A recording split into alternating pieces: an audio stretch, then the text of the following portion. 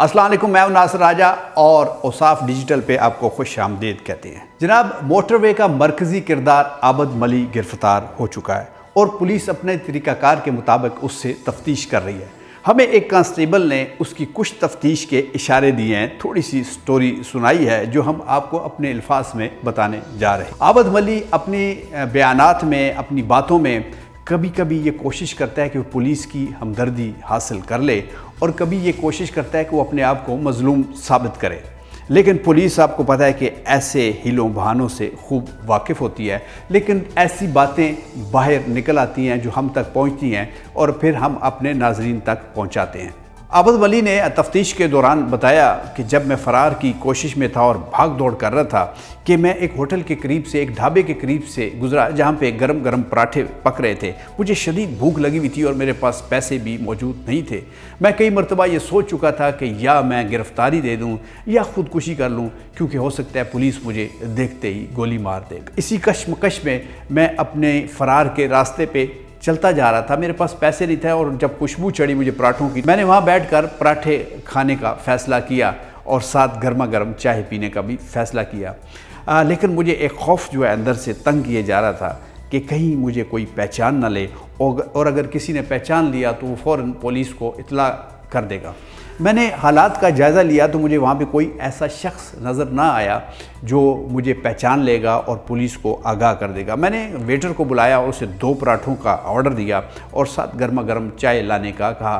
پراٹھوں کی خوشبو نے میرے اندر بھوک کی تڑپ کو اور زیادہ کر دیا تھا کہ اچانک میں نے دیکھا کہ جو شخص اس ڈھابے میں غلے میں بیٹھا تھا وہ اپنی مونچھوں کو تاؤ دیتے ہوئے میری طرف غور سے دیکھ رہا تھا اور اچانک وہ اپنی سیٹ سے اٹھا اور میری طرف بڑھنے لگا۔ میں نے خوف کو بھانپ لیا اور یہ ابھی سوچ ہی رہا تھا کہ مجھے یہاں سے فوراً فرار ہو جانا چاہیے کہ وہ میرے سر پہ پہنچ گیا اور مجھ سے کہنے لگا کہ تمہیں میں نے کہیں دیکھا ہے، تمہارا نام کیا ہے؟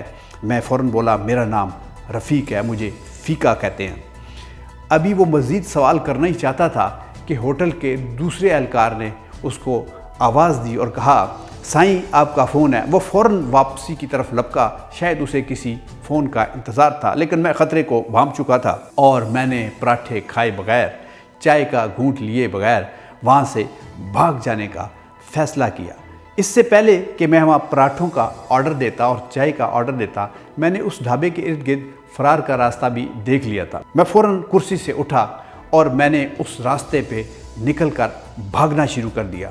میرے جوتے پہ نہ جانے کوئی کیل تھا، کانٹا تھا یا کوئی شیشے کا ٹکڑا تھا جو میرے پاؤں کو زخمی کر رہا تھا اور میرے پاؤں میں شدید درد کی ٹیسیں اٹھ رہی تھی، لیکن میں نے چونکہ بھاگنے کا فیصلہ کر لیا تھا اور میں خوف کو بھی بھانپ چکا تھا، اس لیے میں نے بغیر پیچھے دیکھے بھاگنا شروع کر دیا اور کھیتوں میں بھاگتا رہا۔ کافی دیر بعد جب میں نے پیچھے مڑ کے دیکھا تو مجھے احساس ہوا کہ میرا کوئی پیچھا نہیں کر رہا۔